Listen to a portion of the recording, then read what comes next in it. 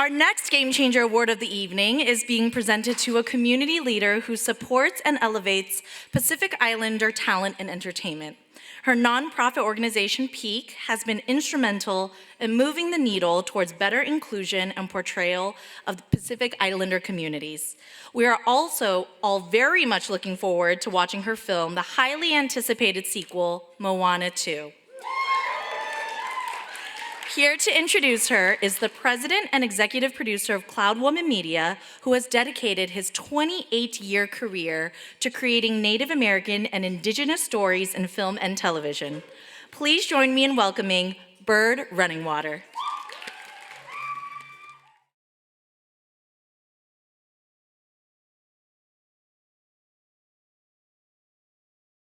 Good evening, everyone. In my Apache language, I would say, basically meaning it's in goodness and beauty that we can be here together in this place. But I'm Bird Runningwater. I belong to the Cheyenne. Thank you. I belong to the Cheyenne and Mescalero Apache tribes. And I'm here to introduce someone who's a wonderful part of our global Indigenous storytelling community who are working in film and television, and that's Dana Ledoux Miller. You know, and Dana belongs to the Samoan people. You know, her father originates from the village of Faga on the island of Savaii in Samoa, and he is a matai, which is a chief. You know, he's a chief within Samoan society. And I would venture to say that we could even refer to Dana as a matai herself for all of the groundbreaking work that she's done. She's the first Pacific Islander showrunner to work in our entertainment industry. Dana is a graduate of the University of Hawaii at Manoa's Academy for Creative Media, founded by Chris Lee, who is, you know, a past head of Columbia TriStar. Many of you may know him. He's a good friend. And she and I have a connection through one of her instructors from the ACM, the late and great Merita Mita, who was the first Indigenous woman to solely direct a fiction feature film back in 1987. And that film was called Maori, and it really kind of was like the creation of our modern storytelling movement on screen for Indigenous peoples. Merita belonged to the Ngāti Pikiao and Ngaitirangi Iwis of the Maori people of Aotearoa, New Zealand. And it was Merita who coined the phrase indigenizing the screen. And she was able to mentor many of us, and Dana and I share her mentorship because Dana was taught by her at the ACM. I was actually, I involved her in all of the work that I did at Sundance Institute. She was the artistic director for our Native Film Lab, nurturing so many of our current, you know, talent who are really leading the way for Indigenous storytelling, like Taika Waititi and Sterling Harjo and, you know, Sydney Freeland and so many others who are doing great work today. But Merita also taught many of us who she mentored to be really guardians and caretakers of the wairua of Indigenous storytelling. And the Maori term wairua refers to kind of like the life force or the spirit of a story. And those of us who are Indigenous storytellers really have a responsibility to guard and protect those stories, not only for our, you know, our communities, but also for, you know, for the world that really is getting a chance to see these. And so, you know, I'm here very honored to present this award to our honoree, Dana Ledoux Miller. The first time I said no was for a TV show that was a big TV show, but I didn't want to work on it. My agent was like, "What are you doing?" And I said to him, "I want to take a chance on myself." And he was like, "You?" No, he didn't say that.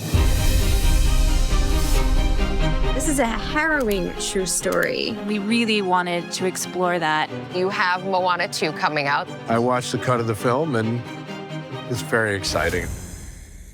Can I get a chee-hoo? As someone of mixed heritage, when I got this job and stepped into this role as writer and director of Moana 2, I felt a lot of insecurity about that. Will I be Samoan enough to tell this story? And I think that's something that a lot of people feel. But we had this incredible moment where we had Leana Kanoa Wong come into the studio and have a blessing. And it was in that moment that he asked us all to close our eyes and invite our ancestors into the room. I distinctly remember feeling my grandmother's presence in that moment, and it felt like her telling me that I was enough. And ever since then, I really just embraced that and moved with confidence into telling this story. And I cannot wait to share this with my kids, with my niece, with my cousins, because it's my job to finish what they started.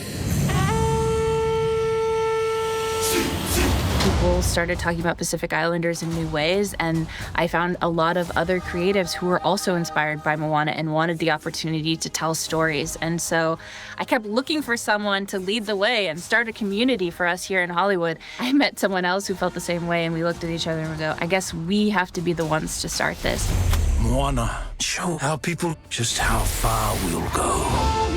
I co-founded a nonprofit called PEAK, Pasifika Entertainment Advancement Committee, that's dedicated to creating opportunities for Pacific Islander creatives. And I hope that myself being in this position will inspire them, but will also prove to other Hollywood creatives that we are more than capable of telling our own stories and telling stories beyond things that are specific to Pacific Islanders.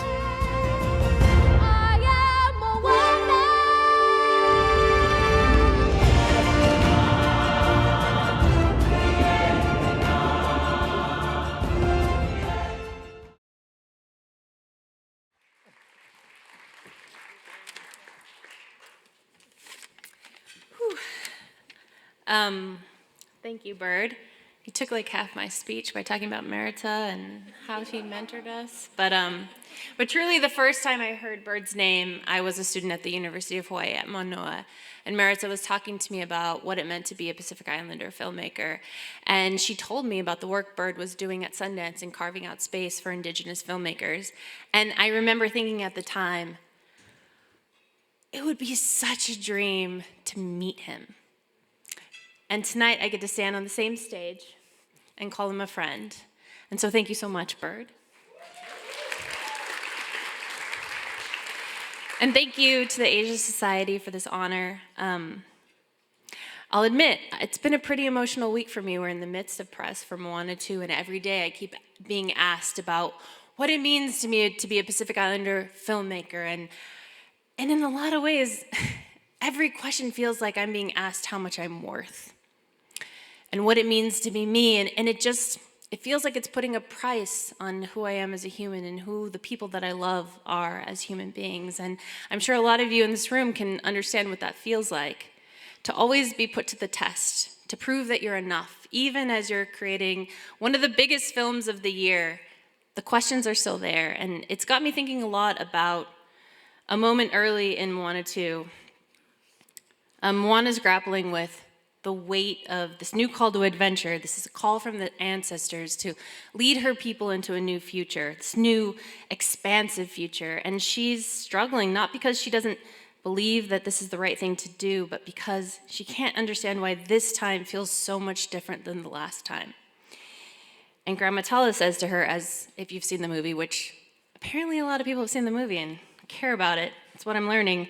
Grandma Tala says to her as only she can that this time is different because she's old enough to understand all that she has to lose and all that she has to learn.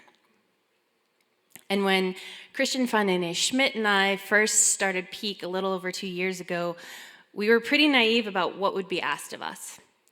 We didn't fully comprehend how high the stakes were or how hard the work would be. And I think a part of me thought that writing and directing a big studio movie would make it easier to get Pasifika people more access and more opportunity. And the truth is, it hasn't gotten easier. Instead, the stakes have gotten higher. The responsibility weighs a little heavier. And I know more than anything that I still have so much more to learn. And I'm proud to say that over the last 2 years, we've partnered with Netflix to launch the first Pacific Islander-focused screenwriting fellowship. We're currently wrapping our inaugural Producers Fellowship with the support of the Asian American Foundation. We helped facilitate a Pasifika producer from Australia to shadow on a major film production. It was mentioned here on the stage just like the director, I'm just saying, was mentioned by the performer just ahead of me, but I'm not allowed to name names. But we also have gotten songwriters into songwriting workshops with major music publishers, and all this to say, this is just the beginning of our story. But like Moana, I've been inspired to push beyond the boundaries of what I know to be possible, to go further than I believe myself capable of in order to bring my community into a new future. And I'm so grateful for this moment, to be able to share it with all of you. You know, in the API community, often the PI in the API is forgotten. And I'm so grateful to be recognized tonight, to share this with all of you, and to know that we're all going to move into the future together. And by that I mean, on November 27th, there's this movie coming out, and I would really love it if you bought tickets. It's called Moana 2. It'll be in IMAX for 2 weeks, just saying. But really and truly, Moana has changed my life. It's changed the way people see me as a Pacific Islander, and it's changed the way I've told stories. And it's opened up immense possibilities for my people. And so thank you for your support, and I'll see you at the theater.